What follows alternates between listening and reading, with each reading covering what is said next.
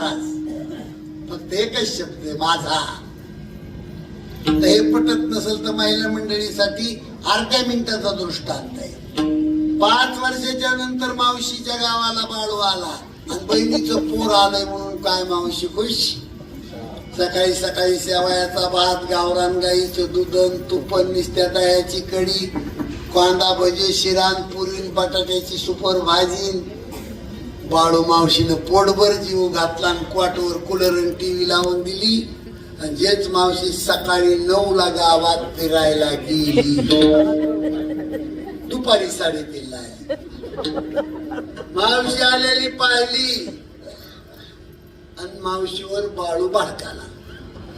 का गे मावशी, 5 वर्षाला आलो, काही गोड हिताच्या गोष्टी सांगशील म्हणून. सकाळी 9ला गेली, 3:30ला आली. हे ग मावशी.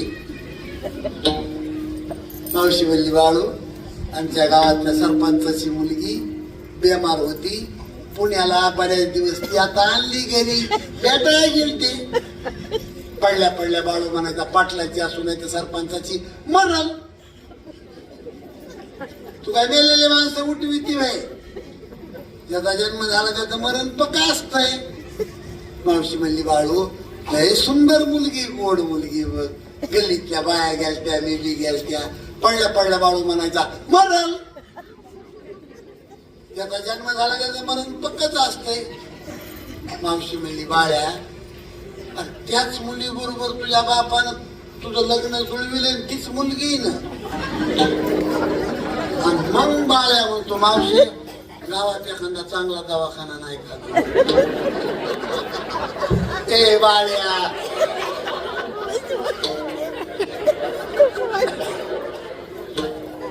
बाळ्याला का कळ लागली, ही माझी कळा.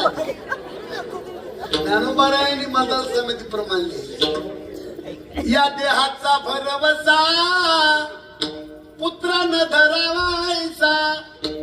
माझे माझे म्हणून या बहु दुःखाचा वळसा. बहुत थकिले मृग जळा